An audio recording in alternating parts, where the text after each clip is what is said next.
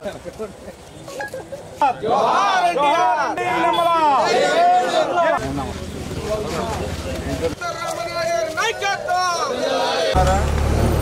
చదువుతుందమ్మా?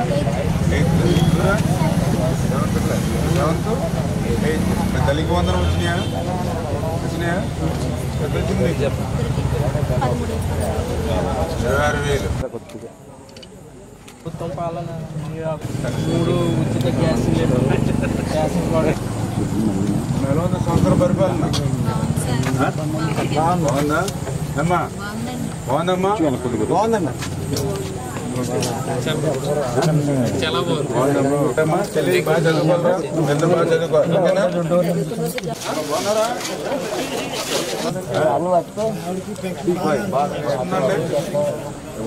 బాగుందమ్మా పరిపాలన? సరేనండి. ఎంతమంది అమ్మా? నాకు 3 అమ్మాయిలను 1 అబ్బాయి. 3 అమ్మాయిలు 1 అబ్బాయి.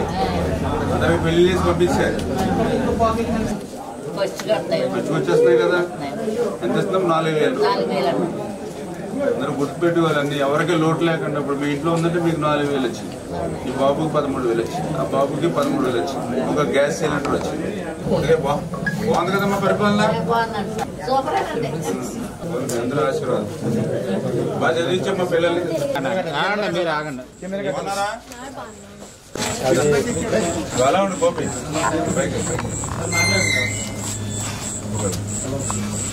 ఈ 3 అమ్మ పిల్లలు. ఏం పేరు మీ పేరు? లక్ష్మి. లక్ష్మి గారు. పింఛన్ ఉచిత గ్యాస్ సిలిండర్ తీసుకున్నాను. 2 సార్లు తీసుకున్నాను. ఇదివరకు ఏంటంటే కక్షలు, కేసులు, వేధింపులు ఉండేది పరిపాలన అంతా కూడా. ఇప్పుడు అంతా కూడా ఇప్పుడు సాఫీగా జరుగుతుంది పరిపాలన అంతా. బిల్లింగ్ తీసుకుంటాం. పర్ల కోసం పనిచేస్తూ ఉంటాం. బాధపడుకోం చూస్తాలేమ్మా.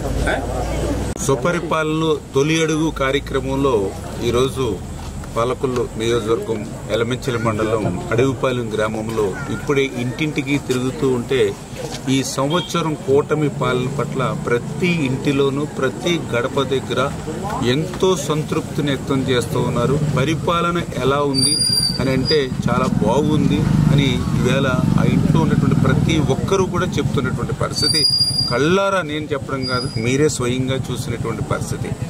అందులోనూ కూడా మేము ఈరోజు డోర్ టు డోర్ క్యాంపెయినింగ్ చేస్తున్నప్పుడు కూడా ఇప్పుడే మీరు చూసారు, వైఎస్ఆర్సీపీ పార్టీకి సంబంధించినటువంటి అభిమానులు కానీ నాయకులు వాళ్ళ ఇంటి దగ్గరికి వెళ్ళినా కూడా వాళ్ళు కూడా చెప్తూ ఉన్నారు. ఇప్పుడే మీరు చూసారు ఆ యొక్క వైఎస్ఆర్సీపీ నాయకుడు అయినప్పటికీ కూడా వాళ్ళ ఇంటిలో కూడా పెన్షన్ అందుకుంటున్నాం. 4,000 రూపాయలు వచ్చింది. వైఎస్ఆర్సీపీ పార్టీ కుటుంబం అయినప్పటికీ కూడా మా ఇంట్లో 3 పిల్లలు ఉన్నారు. 3 పిల్లలకి 39,000 రూపాయలు తల్లికి వందనం వచ్చిందని వాళ్ళు ఆనందంగా సంతోషంగా చెప్తున్నటువంటి పరిస్థితి.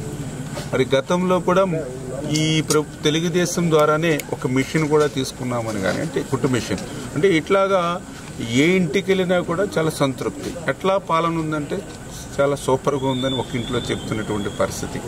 3 గ్యాస్ సిలిండర్లు ఏవైతే ఉన్నాయో అందులో భాగంగా లాస్ట్ ఇయర్ 2 సిలిండర్లు మేము అందుకున్నామని చెప్తున్నటువంటి పరిస్థితి.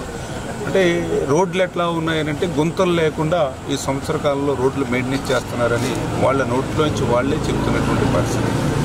అందుచేత ఈవేళ ప్రజలందరినీ కూడా అడుగుతూ ఉన్నాం. ఇంత శ్రమించి కష్టకాలంలో కూడా ఆర్థిక పరిస్థితి సహకరించకపోయినప్పటికీ ఎందుకు ఈ మాట చెప్తూ ఉన్నానంటే 2019లో మరి ఆ రోజు అధికారంలోకి వచ్చినటువంటి జగన్మోహన్ రెడ్డి 5 సంవత్సరాలు ఒక విధ్వంసమైనటువంటి పాలనతోటి 2024లో మాకు పాలన అప్పగించేటువంటి సమయానికి రాష్ట్ర ఆర్థిక పరిస్థితి వెంటిలేటర్ మీద ఉన్నటువంటి పరిస్థితి.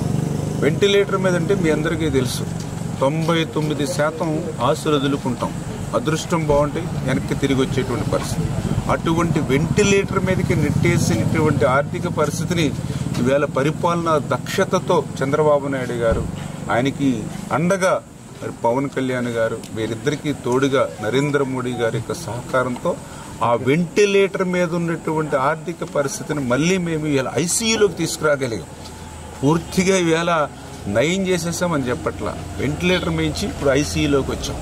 మళ్ళీ ఐసీయూలో ఇచ్చి మళ్ళీ మెరుగైనటువంటి చికిత్స ఇచ్చి మళ్ళీ మరి ఇంటికి అంటే ఆరోగ్యంగా పంపించడానికి ఏ రకమైన ప్రయత్నం చేస్తాం, అలాగే రాబోయేటువంటి 4 సంవత్సరాలు కూడా ఆ ఆర్థిక పరిస్థితి నుంచి చక్కదిద్ది మరిన్ని సంక్షేమ కార్యక్రమం.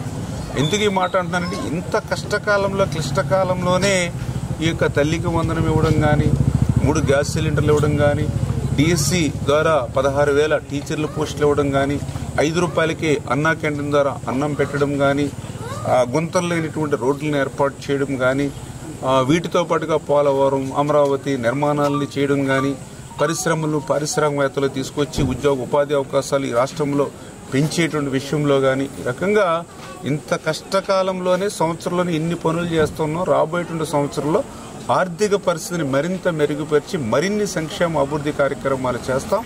అన్నదాత సుఖీభావ కింద 20,000 రూపాయలు కేంద్రంతో కలిపి ఈ నెల నుంచి ఆ కార్యక్రమాన్ని కూడా శ్రీకారం చుట్టబోతూ ఉన్నాం. ఏదైతే మహిళలు ఎవరైతే ఉన్నారో ఆర్టీసీలో ఉచితంగా ప్రయాణం చేసేటువంటి సౌకర్యం కూడా ఆగస్టు 15వ తేదీ నుంచి మొదలు పెడుతూ ఉన్నాం. ఈ రకంగా ఈ యొక్క తెలుగుదేశం, జనసేన, బీజేపీ ప్రభుత్వం అంటే ప్రజాప్రభుత్వం, మంచి ప్రభుత్వం. అందుకే ఇంత సుపరిపాలన అందిస్తున్నాం. అందుకే ఏ ఇంటికి వెళ్ళినా కూడా వాళ్ళందరూ కూడా ఆనందంగా, ఏ పార్టీ అయినప్పటికీ మరి ఈవేళ ఆనందంగా సంతోషంగా ఈవేళ మాతో వాళ్ళ ఆనందాన్ని సంతోషాన్ని పంచుకుంటున్నారని చెప్పి మీ ద్వారా అందరూ కూడా తెలియజేసుకుంటున్నాం.